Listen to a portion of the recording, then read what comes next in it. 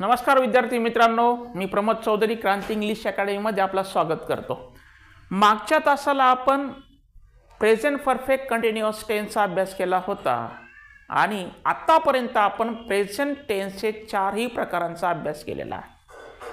मग प्रेझेंट टेन्सचे जे चार प्रकार होते त्या चार प्रकारांवरून वर्बल क्वेश्चन कसे विचारले जातील। वर्बल क्वेश्चनलाच इंग्लिशमध्ये यस किंवा नो टाइप क्वेश्चन असं म्हणतात। मग वर्बल क्वेश्चनला यस नो टाइप क्वेश्चन का म्हटलं जातं? कारण की अशा प्रश्नाचं उत्तर फक्त यस किंवा नो मध्ये दिलं जातं, पूर्ण वाक्यात देण्याची गरज नसते। मग परीक्षेमध्ये विचारलं जाईल की मेक अ वर्बल क्वेश्चन, त्याचं वर्बल क्वेश्चन करा किंवा make a yes no type question तयार करा। मग वर्बल क्वेश्चन करताना, यस नो टाइप क्वेश्चन करताना सर्वात महत्त्वाचं म्हणजे आपल्याला ते वाक्य कोणत्या टेन्समध्ये आहे, टेन्स ओळखल्याशिवाय आपल्याला वर्बल क्वेश्चन तयार करता येणार नाहीत, हे लक्षात घेतलं पाहिजे। कोणता टेन्स आहे तो? सिंपल प्रेझेंट आहे, प्रेझेंट कंटिन्युअस आहे, प्रेझेंट परफेक्ट आहे की प्रेझेंट परफेक्ट कंटिन्युअस टेन्स आहे? तर त्या ठिकाणी पहिले टेन्स ओळखायला पाहिजे। पहिलं वाक्य बघा, Meena goes to temple every morning. आपण अभ्यास केला होता की ज्या वाक्यामध्ये एव्हरी मॉर्निंग आहे, एव्हरी डे आहे, एव्हरी नाईट आहे, असे जे ॲडवर्ब येत असतील ते वाक्य कोणत्या टेन्समध्ये असतं? सिंपल प्रेझेंट टेन्समध्ये असतं। दुसरं, कर्त्यानंतर आलेलं जे क्रियापद आहे ते V1 आहे, V2 आहे, V3 आहे का V4 आहे, किंवा त्या क्रियापदाला यस किंवा ईएस प्रत्यय लागलेला आहे का, त्याच्यावर फोकस करायचा आणि टेन्स आयडेंटिफाय करायचा। इथं बघा क्रियापद कोणतं आहे? गो आहे। गोला काय प्रत्यय वापरलेलं आहे? ईएस वापरलेलं आहे। मग कोणत्या टेन्समध्ये यस किंवा ईएस प्रत्यय वापरला तर क्रियापदाला? सिंपल प्रेझेंट टेन्समध्ये। सिंपल प्रेझेंट टेन्समध्ये क्रियापदाला यस किंवा ईएस प्रत्यय वापरला जातो। आणि मग अशा वाक्याचं वर्बल क्वेश्चन करताना, यस नो टाइप क्वेश्चन करताना त्या ठिकाणी कसं करायचं बघा। आपण आता टेन्स आयडेंटिफाय करून टाकला। मग टेन्स आयडेंटिफाय केल्यानंतर कोणतंही वाक्य वर्बल क्वेश्चन करायचं असेल तर ऑक्झिलरी वर्बचा वापर केला जातो। वाक्याच्या सुरुवातीला ऑक्झिलरी वर्ब यायला पाहिजे। मग कोणते कोणते ऑक्झिलरी वर्ब आहेत? एक प्रायमरी ऑक्झिलरी आहेत आणि मॉडेल ऑक्झिलरी। प्रायमरी म्हणजे कोणकोणते आहेत? Am, is, are, do, does, have, has, had, was, were, हे सगळे प्रायमरी ऑक्झिलरी आहेत।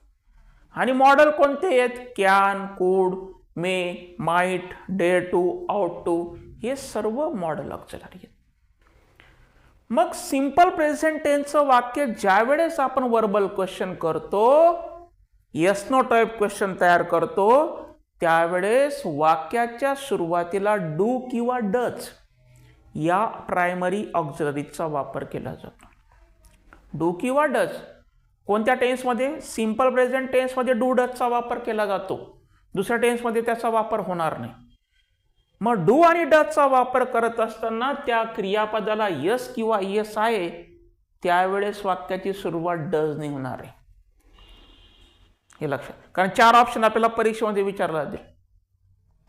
डजचा वापर कुठं करायचा? क्रियापदाला यस किंवा ईएस प्रत्यय असेल त्या ठिकाणी डजचा वापर करायचा।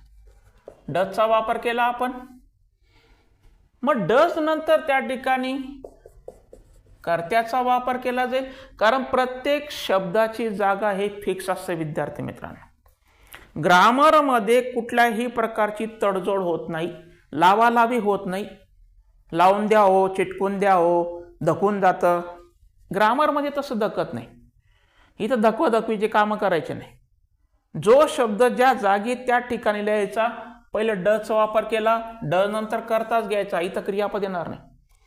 मग डज नंतर कर्ता घेतला, इथं फक्त एक काळजी घ्यायची की डजचा वापर केल्याबरोबर जे क्रियापदाला लागलेला यस किंवा ईएस प्रत्यय आहे ते काढून टाकायचं.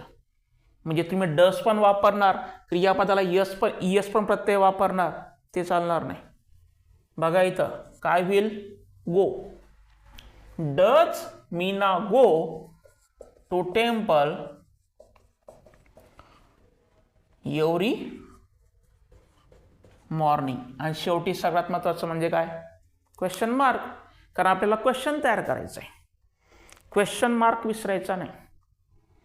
कन्सेप्ट क्लिअर असतील, प्रिव्हियस क्वेश्चन पेपर असतील आणि पुन्हा पुन्हा त्या क्वेश्चन पेपरचा अभ्यास केला, विश्लेषण केलं, ॲनालिसिस केलं, तर परीक्षेला प्रश्न सॉल्व करताना कुठल्याही प्रकारची अडचण येणार नाही. काय केलं आपण इथं, डज वापरला, ड नंतर करता घेतला आणि डज वापरला, क्रियापदाचं यस प्रत्यय काढून टाकलं आणि वाक्याच्या शेवटी क्वेश्चन मार्क. असाच प्रश्न परीक्षेला आला तर प्रॉब्लेम होणार नाही. Next question, next sentence, Ganesh reads a book every night. वाक्याचा अर्थ काय की गणेश रोज रात्री पुस्तक वाचतो. पुस्तक वाचले का नाही जमणार, कारण खातो, पितो, गातो, नाचतो, लिहितो, झोपतो, या सर्व क्रिया सिंपल प्रेझेंट टेन्समध्ये येतात. मग चला सांगा आता कसं बनवायचं ते. साहजिकच आहे, क्रियापद बघायचं, क्रियापदाला काय वापरलेलं आहे, यस वापरलेलं आहे. म्हणजे मग हे कोणत्या टेन्सचं वाक्य आहे, simple present tense. Simple present टेन्सचं वाक्य आहे आणि क्रियापदाला यस प्रत्यय वापरलेलं आहे, मग काय वापरणार, डज. डज वापरल्यावर कोण इथं करता कोण आहे, गणेश. इथं रीड वापरणार काय, रीड्स वापरणार, फक्त रीड. कारण का इथं डज वापरल्यावर क्रियापदाचे यस वापरायचं नाही. Read a book every night. आणि शेवटी क्वेश्चन मार्क. झाला आपला येस नो टाईप क्वेश्चन, झाला आपला वर्बल क्वेश्चन. टेन्स ओळखला आपण आणि टेन्स ओळखला त्यानंतर आपण त्या टेन्समध्ये कोणते कोणते ऑक्झिलरी वर्ब आहेत की सिंपल प्रेझेंट टेन्स आला म्हणजे डू डज यायला पाहिजे. डू आणि डज हे प्रायमरी ऑक्झिलरी फक्त सिंपल प्रेझेंट टेन्समध्ये येतात. क्रियापदाला यस असेल तर डज वापरायचा आणि क्रियापदाला यस नसेल तर डूचा वापर करायचा. Next sentence, the people walk on the road. लोक रस्त्यावर चालतात. ओके, आता इथं पीपल हे सब्जेक्ट आहे, हा कर्ता आहे. या कर्त्यानंतर वॉक काय क्रियापद आहे. इथं यस वापरलेलं आहे का, वापरलंय का यस नाही वापरलंय. मग वापरला नाही तर त्या ठिकाणी डूचा वापर करा ना. डू वापरला.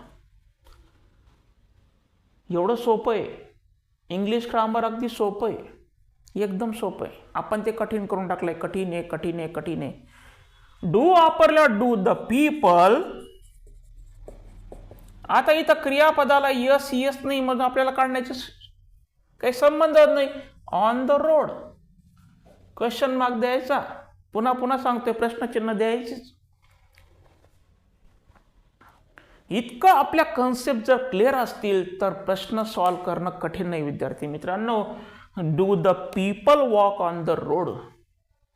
लोक रस्त्यावर चालतात का, कारण साध्या वाक्याचा पण अर्थ माहिती पाहिजे आणि क्वेश्चन तयार केल्यावर सुद्धा त्याचा अर्थ माहिती आपल्याला पाहिजे.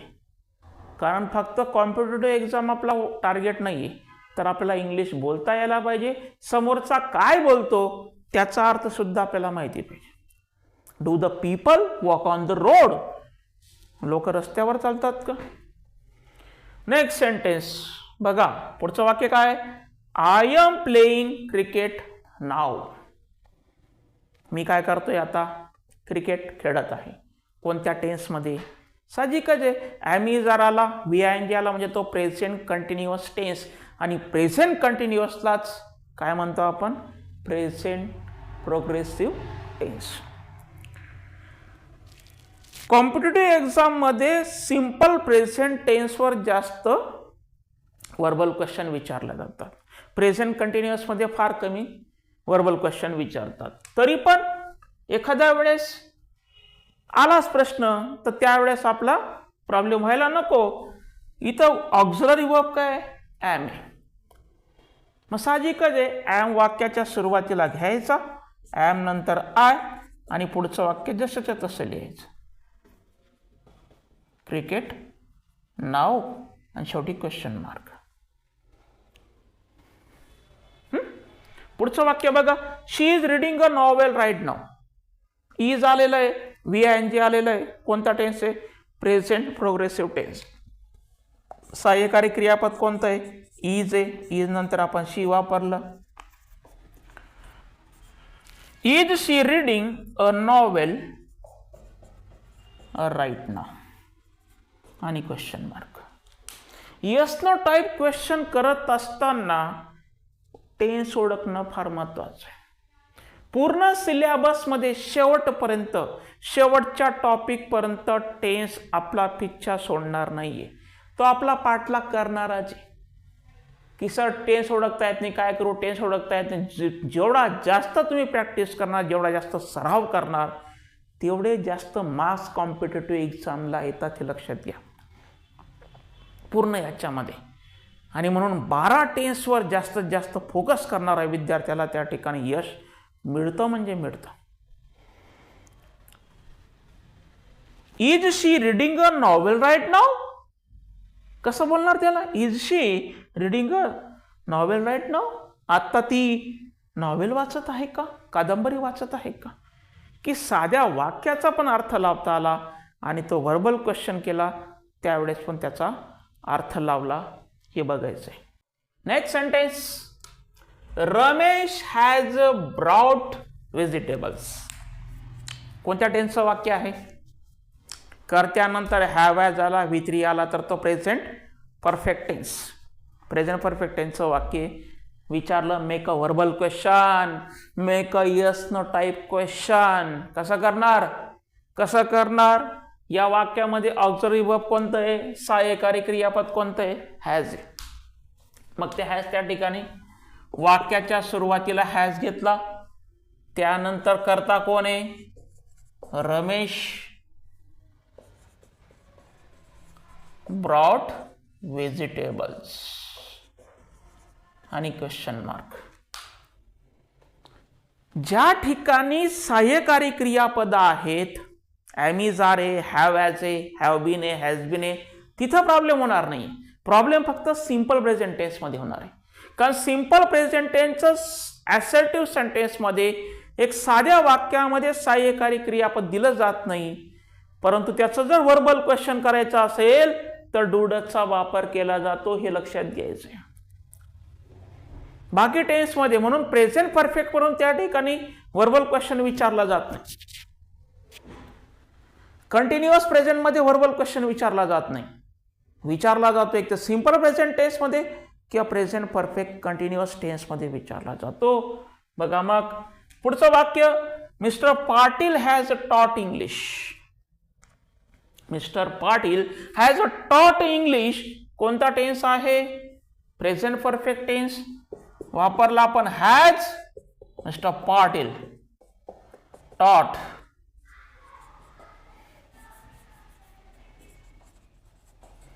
टॉट इंग्लिश आणि क्वेश्चन मार्क.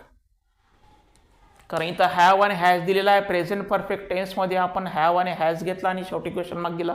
विषय संपला. याच्यावर असा प्रश्न विचारला जाणार नाही. पण पुढचे वाक्य बघा.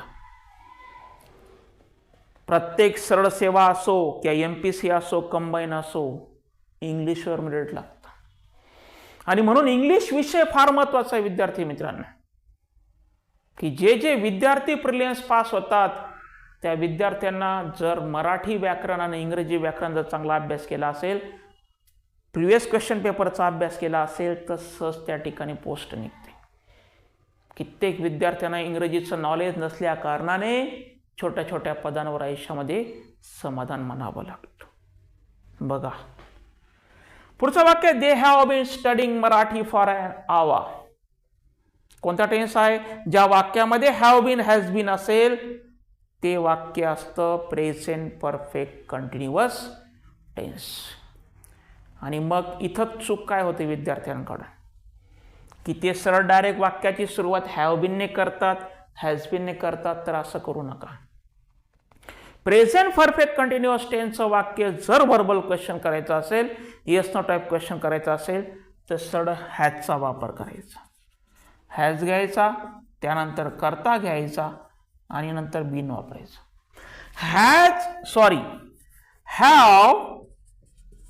हॅव दे बीन, पुढचं वाक्य जसंच्या तसं लिहायचं, त्याच्यामध्ये कुठल्याही प्रकारचा बदल करायचा नाही.